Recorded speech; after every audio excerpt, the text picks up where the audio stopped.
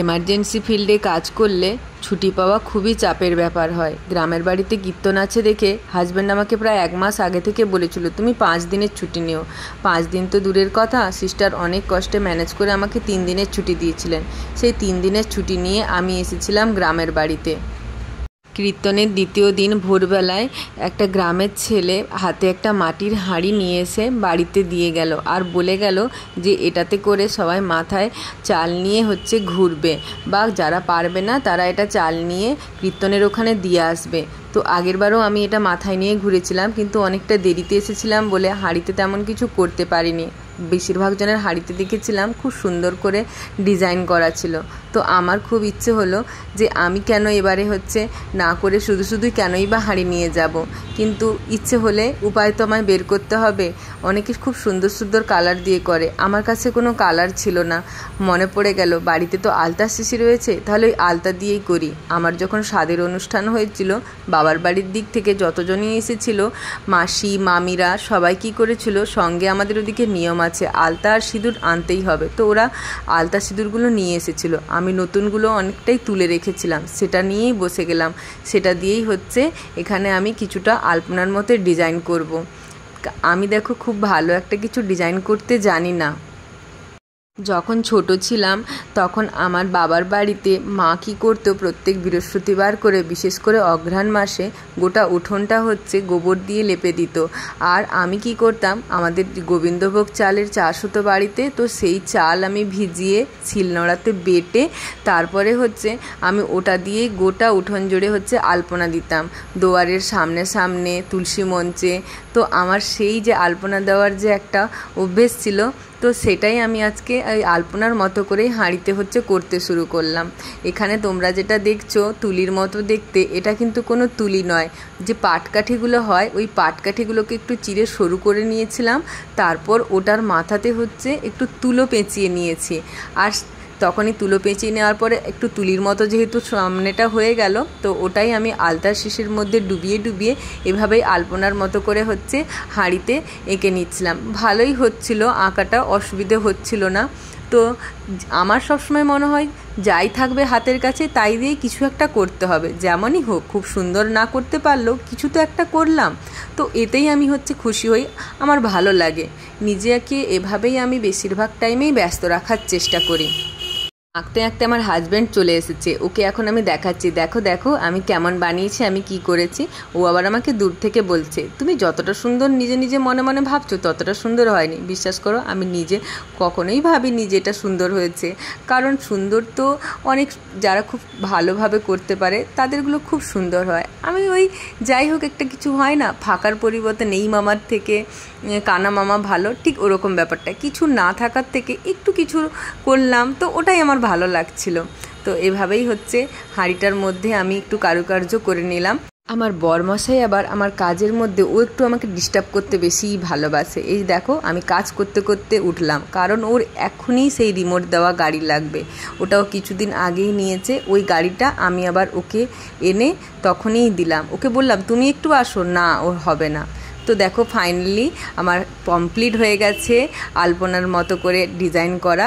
এখানে দেখো আমি গোটাটা হাঁড়ি জুড়েই করে ফেলেছি। আমার শাশুড়িকে যখন দেখালাম বললো খুব সুন্দর হয়েছে, কিন্তু তুমি হাঁড়ির পেছনটাতেও করে নিয়েছো, ওটা তো মাথার উপরে বসবে ওই জায়গাটা। আমি বললাম হ্যাঁ, ফাঁকা ফাঁকা লাগছিলো তো, ভালো লাগছিলো না, তাই আমি পুরোটা জুড়েই করে নিয়েছি। তোমাদেরকে একটু ক্লোজ ভিউটা দেখালাম, তোমাদের কেমন লেগেছে একটু জানিও। আর দেখো এখানে আমরা মা আর ছেলে রেডি হয়ে গেছে, আমার হাজব্যান্ডও রেডি, ও গাড়ি বের করছে। এই যে দেখছো যে লাল শাড়িটা না, এটা বাংলাদেশের ঢাকাই জামদানি। আমার ভাই এসেছিল মালদাতে, মালদার এক্সপো মেলাতেই শাড়িগুলো এসেছিলো বাংলাদেশ থেকে, তো আমার ভাই এসে এটা আমায় কিনে দিয়ে গেছিলো। আর আমার বেটু পরেছে একটা হোয়াইট কালারের জামা, তো দুজনে মিলে আমরা রেড অ্যান্ড হোয়াইটের কম্বিনেশান। আর এখানে দেখো ব্যাগের মধ্যে চাল নিয়েছি আর হাঁড়ির মধ্যে সব কিছু সবজি ফল সাজিয়ে নিয়েছি, যেমনটা আমার শাশুড়ি বলেছিলেন তেমনভাবে। আর আমরা এবারে চলে এসেছি মণ্ডপে প্রণাম করে নেওয়ার পর, এখন চলে এসেছি আমরা তিলক কাটতে। আমার না খুবই ভালো লাগে এই তিলক কাটতে, যখনই কীর্তনে যাই তিলক নিই, কিন্তু আমার ছেলে ও তো মুখেই হাত দিতে দেয় না, খুব কষ্টে ওকে তিলক দেওয়া হয়েছে। কপালে নিলেও দেখতে পাবে ও নাকে নেওয়ার সময় কেমন করছিল, নাকেও কিছুতেই কাউকে হাত দিতে দেয় না। আর এখানে যে দিদি পরিয়ে দিচ্ছিলেন, ওই দিদি দিদি আবার একটু অঙ্গি ভঙ্গি করছিলেন যাতে করে ওর নাকে একটু দেওয়া যায়, কিন্তু আমার ছেলে অত সহজ নয়, নাকেও হাত দিতে দেয় না।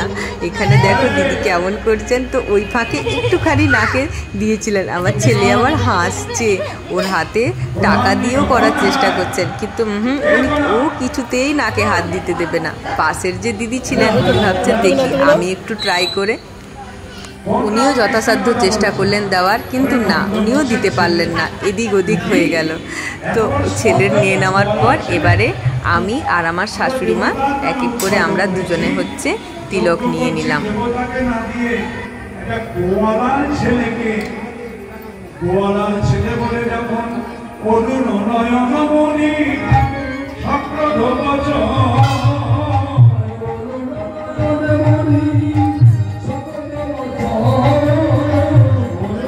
সেদিন এত গরম ছিল, দুপুর আমরা তখন গিয়েছিলাম 2টোর পর, গরমে এত ঘামছিলাম, প্রচণ্ড গরম লাগছিল। আর গরমটাতে যেন কিছুতেই যেন কমছে না, ঘাম ঝরে যাচ্ছে। এই ছোট বাচ্চা ছেলে নিয়ে ওটাই বেশি কষ্ট হচ্ছিল।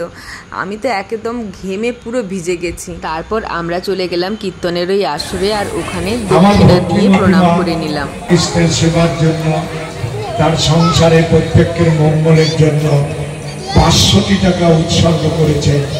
ভগবান ওকে সুখে রাখুন, শান্তিতে রাখুন, ওর মনোবাসনা যেন ঠাকুর পূরণ করে।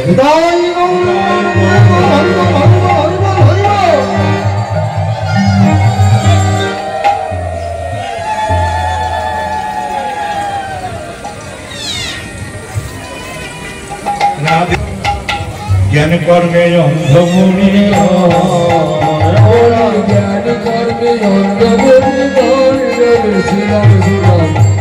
কর্মে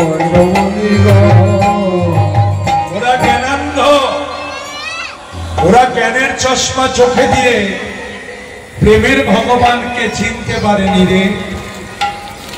এখন শুরু হলো সেই অন্নভিক্ষার পালা। সবাই খুব সুন্দর করে সাজুগুজু করেছে। এই যে ছোটো ছোটো পুচকিরা, এরাও হচ্ছে খুব সুন্দর করে সাজুগুজু করে এসেছে, আর মাথার মধ্যে চাল ভর্তি হাঁড়ি নিয়ে ঘুরে বেড়াচ্ছে। আমার তো এই পুচকিটাকে খুবই কিউট লেগেছে।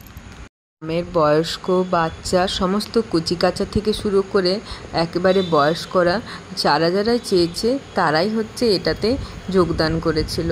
তো খুবই ভালো লাগছিল। আমি আগের বছরও, গত বছরও আমি অন্নভিক্ষার পালাতে যোগদান করেছিলাম, আর সেই বছর সঙ্গে আমার ননদ ছিল। তখন আমি চিকুকে পেটের মধ্যে নিয়েই হচ্ছে ঘুরেছিলাম, আর ঠাকুরের কাছে এটাই মনে মনে প্রার্থনা করেছিলাম, আমার সন্তান যদি সুষ্ঠুভাবে জন্ম নেয় তাহলে ঠাকুর দেখো আমি যেন পরের বছরও আসতে পারি, তাহলে আমার সন্তানকে কোলে নিয়েই আমি এই পরিক্রমা করব মাথায় হাঁড়ি নিয়ে। তো সেই মতো আমার চিকুকে আমি কোলে নিয়েও ঘুরছিলাম। তো ওকে নিয়ে পুরোটা ঘুরিনি, কারণ ওকে নিয়ে পুরোটা ঘোরা সত্যিই খুব কষ্টের ছিল। তো কিছুটা ঘুরেছিলাম, কিন্তু আমি 3টে রাউন্ড মাথায় হাঁড়ি নিয়েই পুরো ঘুরেছিলাম, হাঁড়ি একবারও মাথা থেকে হচ্ছে নামাইনি। তো এভাবেই হচ্ছে আমার মনের ইচ্ছেটা আমি এভাবেই পূরণ করলাম। দেখো কত ভিড় জমে গেছে, অনেক লোকজন জমে যাচ্ছে, মাঝখানে মন্দির, আর চারদিক থেকে রাস্তা একবারে গোল হয়ে হচ্ছে সবাই মিলে ঘুরছে। তো কিছুজন কী করছিল, পিছন থেকে সামনের দিকেও চলে যাচ্ছিল। তো যাই হোক, মোটামুটি সবাই ডিসিপ্লিন মেনটেন করেই খুব সুন্দরভাবেই ঘুরছিল। তো ঘোরা যখন শেষ হয়ে যাবে তারপরে এই হাঁড়িগুলো আবারও হচ্ছে এক জায়গায় খুব সুন্দর করে সাজিয়ে সবাই হচ্ছে রেখে দেবে। আর এইগুলো হচ্ছে এই যে চাল বা এই যে সবজি যা কিছু আছে এগুলো কিন্তু পরের দিনে এটা সবাই হচ্ছে খাবে, কারণ এখানেই রান্না হবে। তো এই প্রসাদটাই সবাই খেতে আসবে, আর এভাবেই হচ্ছে কীর্তনটা কমপ্লিট হয়। তো গ্রামের বাড়িতে আমি চাইবো প্রত্যেক বছরই এই কীর্তনটাতে যাওয়ার জন্য, কারণ এই অনুষ্ঠানটা আমার সত্যিই খুব ভালো লাগে। চেষ্টা করব ছুটি নিয়ে যেন যেতে পারি। জানি না সব বছর যেতে পারবো কি না, কিন্তু অবশ্যই চেষ্টা করব যাওয়ার, কারণ গ্রামের সমস্ত বউরা আসে, সবার সঙ্গে সবার দেখা হয়। যদিও বা আমি কাউকে সেরকম চিনি না, কারণ আমি তো থাকি না খুব একটা, কয়েকজনকে চিনি, কিন্তু আমার খুব ভালো লাগে সবাই এক জায়গায় একত্রিত হয়। তো সত্যি সত্যি খুব ভালো লাগে। আর ছোটোখাটো একটা মেলার মতোও বসে, একেবারে যেহেতু গ্রামের মধ্যে আমার শ্বশুর বাড়ি, তো ছোটোখাটো একটা মেলা বসে, ছোটো ছোটো জিনিস ওঠে, আর বাচ্চারা সব হচ্ছে কেনাকাটা করে, খাবারেরও অনেক জিনিস থাকে স্টলের মতো। খাবারগুলো খুব একটা টেস্টি করে না, সত্যি কথা বলতে কি, আমি তো মোমো খেয়েছিলাম, একেবারেই ভালো লাগেনি, কিন্তু তাও বিভিন্ন দোকান আসে আর গেলে কি হয় মন চায় একটু খাই, তো সেরকম আমরাও হচ্ছে খেয়েছিলাম। তো তারপরে হচ্ছে এই রকম সব কিছু হয়ে যাওয়ার পর আমরা বাড়ি চলে আসলাম, আর পরের দিনে আবার হচ্ছে ভোগ রান্না হবে, সেই দিন আবার আমরা খেতে যাব সবাই মিলে, মাটিতে বসেই হচ্ছে খাওয়ানো হয়। তো খুব ভালোই লাগে, আমার ভীষণই ভালো লাগে, আমি খুবই এনজয় করি।